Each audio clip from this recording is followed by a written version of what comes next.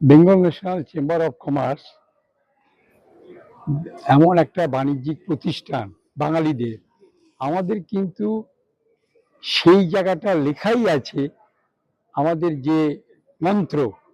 বাণিজ্যে বসতি লক্ষ্মী, সেই মন্ত্র উচ্চারণ করে আমরা সারা পশ্চিমবাংলা তৎসহ ভারতবর্ষে আমরা বাণিজ্যিক প্রতিষ্ঠানকে, এই যে নবনির্বাচিত সরকার এসছেন, এই নবনির্বাচিত সরকারের দ্বারা আমাদের ব্যবসায়িক প্রগতি, অর্থনৈতিক প্রগতি এবং তার সঙ্গে ভারতবর্ষে পশ্চিমবাংলা থেকে একটা বার্তা দিতে চাই, Bengal national chamber of commerce এই বাণিজ্যের সূত্র ধরেই এখানকার যে 50 বছরের যে বাণিজ্যের যে দিক হারিয়ে ফেলেছিল, সেই বাণিজ্যের দিকটা প্রসারিত করবে। এই চেম্বার অফ কমার্স হচ্ছে প্রাচীনতম চেম্বার অফ কমার্সের মধ্যে একটি, আমরা জানি সেটা 140 বছরের এটা একটা ইতিহাস রয়েছে। আমরা বাংলা রেনেসাঁসের সাক্ষী, আমরা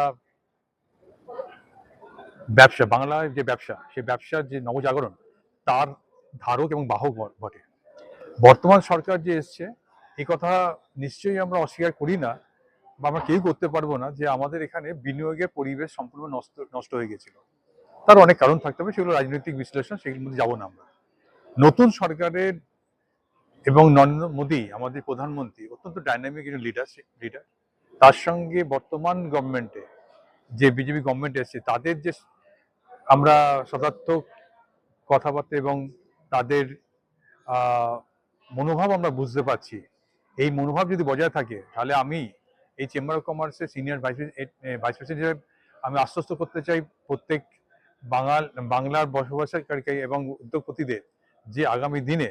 আমাদের এই বাংলায় একটা বিনিয়োগের জোয়ার আসবে, ব্যবসার জোয়ার আসবে, কর্মসংস্থানের জোয়ার আসবে এবং আমরা আবার হয়তো সেই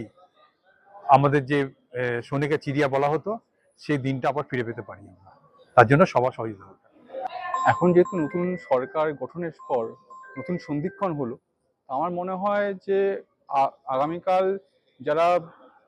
বাইরে চলে গেছিল ব্যবসা নিয়ে, তা একটা ফেরত আসার একটা আশ্বাস পাবে এবং আমি আশাবাদী যে এরা আসবে